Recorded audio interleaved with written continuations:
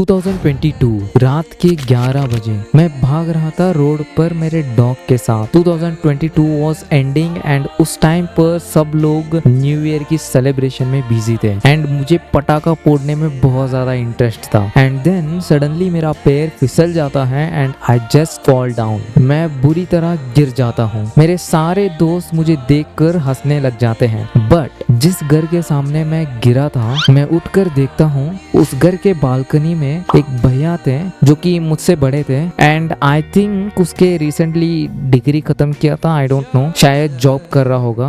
मैंने ज्यादा ध्यान नहीं दिया। उसने मुझे देखा and he just smiled at me. 2025 is not just a year, it's a book for me.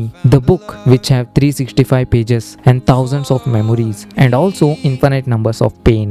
But I learned only 5 lessons. मैं ये नहीं बताने वाला कि 2025 is learning year for me, but मैं ये जरूर बताऊंगा कि 2025 में मेरी जिंदगी लिटरली बर्बाद हो गया। पेन का असली मीनिंग समझ आया। मैंने अपने आंखों से सब कुछ खत्म होते हुए देखा। हर एक इंसान ने मुझे धोखा दिया। मेरे लिए 2025 एक बड़ा फेलियर है। फाइनली मैंने 2025 में अपने खुद के रूल्स बनाए एंड मम्मी को बताया कि I will do this and उसने हंसते हुए कहा कि तुम हमेशा ऐसे ही कहते हो हर साल बट कुछ करके नहीं दिखाते। एंड या शी इज राइट। 2025 में I will prove it to my mom. एक अच्छी जॉब क्रैक करके ही दिखाऊंगा एंड YT चैनल मोनेटाइज करके ही दिखाऊंगा। मैंने बहुत सारे चैनल्स को डेड करवा के रखा है एंड इवन मेरे बहुत सारे रिसेंट चैनल भी डिलीट हो चुका है and now this is my goal. But in reality कुछ और ही था। मैं बहुत सारे कंपनी से रिजेक्ट हुआ। मेरे सारे प्रोजेक्ट्स बेकार गए। पहले से ही मैंने बहुत मेंटल इश्यूज का सामना किया है and I got to know 2025 same होने वाला है। चलो थोड़ा सा दिल थाम कर बैठना एंड ध्यान से मेरी बातें सुनना, ये बहुत ज्यादा इंपॉर्टेंट है। मेरी अभी की जो पर्सनैलिटी है जो तुम देख रहे हो, इट्स ऑल क्रिएटेड इन 2025। 2025 में सब कुछ ठीक था until and unless it came मार्च। मैं एक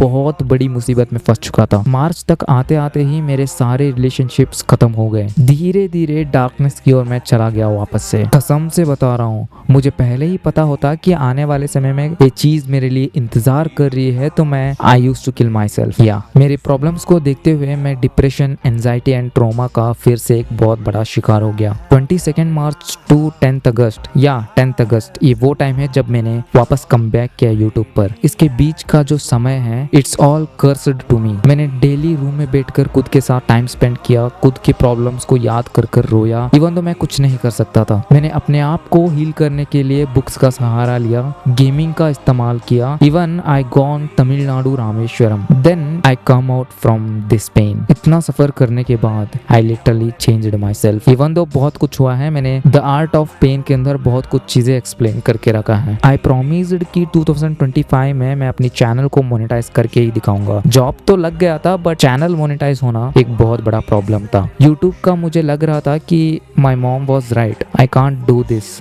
I have just 4 months of time। Even though मैंने 3 महीने के लिए वीडियो डाला ही नहीं एंड मेरे पास एक ही महीने बचा था एंड मुझे पता नहीं था कि मैं क्या करूं। एंड देन जब जिंदगी ने तुम्हें इतना लेसन सिखाया है, why not to apply it? Then yeah, when I applied it in December last month of 2025, I finally monetized my YouTube channel। First girl who I told about this is my mom। And में आते आते मैंने बहुत सारी चीजों को सीखा, specially 5 golden lesson. Never trust friends, never fall in relationship, never chase the money and never blame yourself. And last one, happiness demands piece.